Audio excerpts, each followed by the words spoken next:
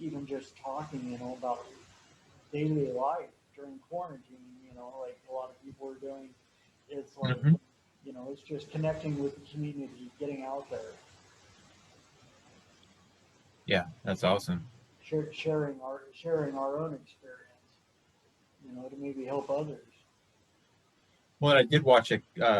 Been keeping in touch with your podcast, and you had a guest from England the other day, Oh yeah, yeah, and then you had people from down south, and it's really cool to be able to have guests from anywhere and everywhere.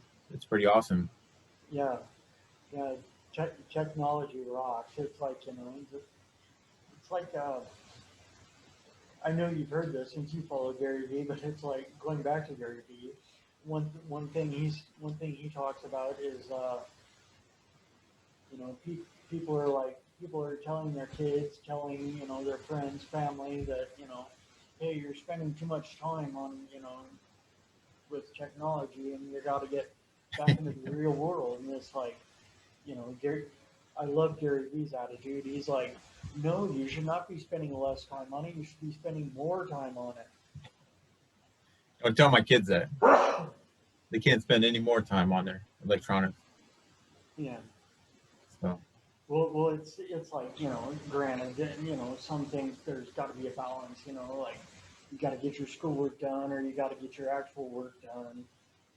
Or like Gary Vee, he uses his social media is his work. So, it's sort of like if you're using it for your work, or you're using it to be productive, yeah, then it's a good thing. But if you're just wasting your time on it, then yeah, when there's other stuff you could be doing, yeah. that Oh is yeah. productive, then I can understand that totally. No, absolutely. Like I was saying, I've been doing a lot of reading, and uh, so much of what I've read is about habit forming, and I don't know why, but that specific subject has really um, stuck with me. And I have another friend that him and I keep in touch every single day, and we both have our own business, and we're both trying to hold each other accountable and work on different things. And a lot of what we talk about is building the habits, and it's just amazing how um, difficult some of those can be. But specifically, a lot of it talks about distractions. And as much as we love our phone, just about every single distraction that you can think about is tied to that phone, whether it's Facebook or Instagram or a game. I'm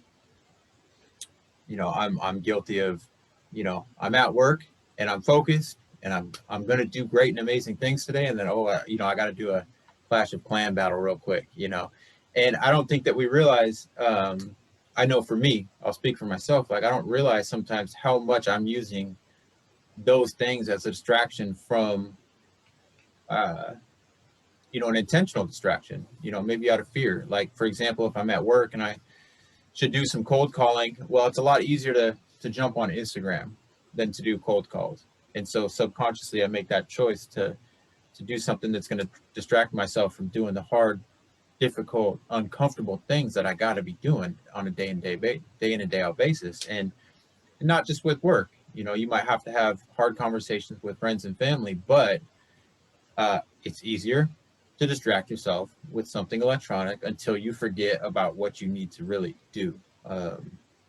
And so I've learned so much about just setting up specific times for things like those games, or setting up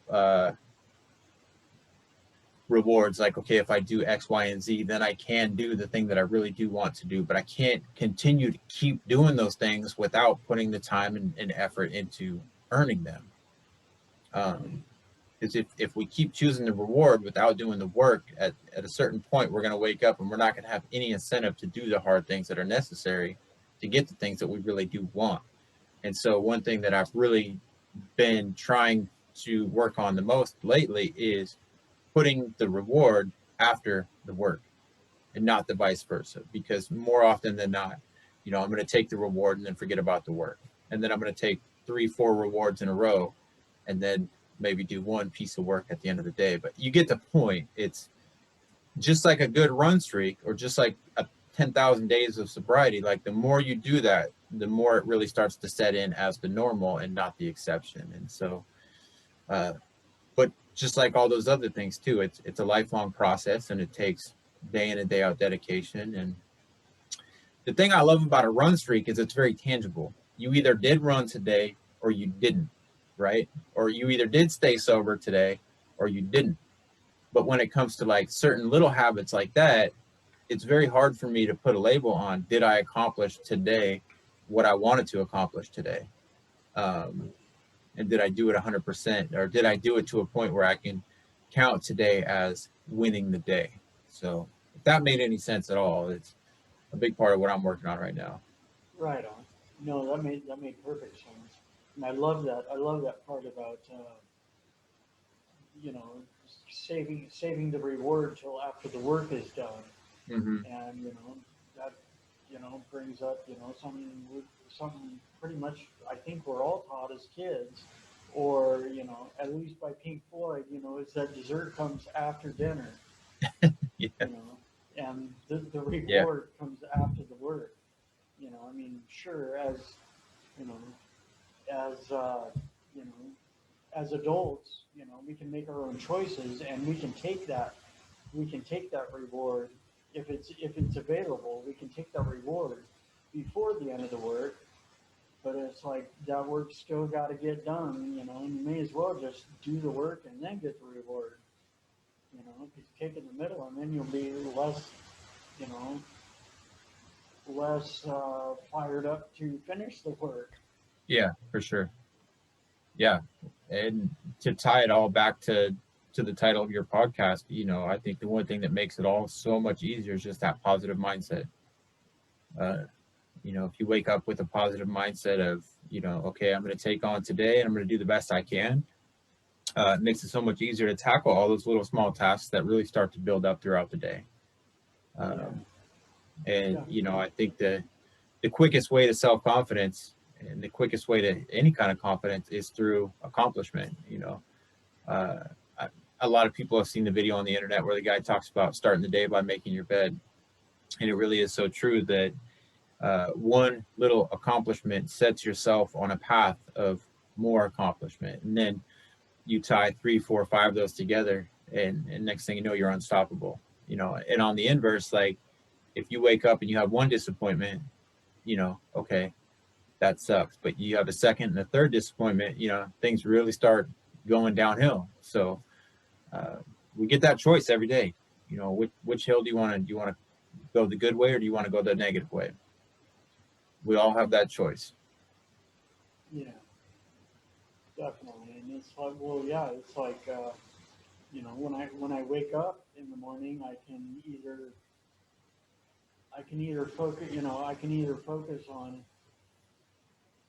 well, crap, you know, I've had MS for a while now, but and it's incurable, and I still have it, and blah blah blah, all these negativities about that, and then I can think, shoot, I got to go to work, and blah blah blah. I don't want to do that. That's a bunch of crap. I don't want to go there anymore. And then just start out with all this negativity, and that'll just set me up for a totally negative vibe Yeah. throughout the entire day, and I'll just be, you know, like I'm sure you've read and heard before. I'll just be like a tornado running through the lives of others, quote unquote, Yeah. and you know, then it's and bringing everyone else down with my negative vibe. Or on the flip side, I can think, okay, well, I got this going. I have this MS thing, but I've been doing great with it so far, and today's going to be even better, and Hmm. I have this going, and that's going to be great today, and it's just like I'm going to have a great day, and then I do my positivity and gratitude post for the day, and sets my day up for to have a great day every day. Yeah, absolutely. Yeah, And I read another thing I read in a book that stuck with me is it said that the biggest drain of mental energy is maintaining your self-importance. And so e- every time I start thinking that I'm a little more important than I am, I can catch myself remembering that like I'm not that important, period. you know, there's 7 billion people on this planet, and I'm just a tiny little speck of it. And so I need to just get over myself and reset and move forward. And it's always a good starting point. So Yeah, that's a very awesome point to keep in mind. Is that we're not just, we're not these individual pillars that our minds make us out to be mm, sometimes, or maybe a lot of times. But it's like we're, like you were saying, one of 7 billion people. There's 7 billion people, approximately 7 billion people in the world on this planet. And it's just like we just happen to be one of those. We each happen to be one of those people, and so, and in another light, um, you know, what, instead of thinking, okay, what can I get from the community? What we need to start thinking, okay, what value can I bring to the community?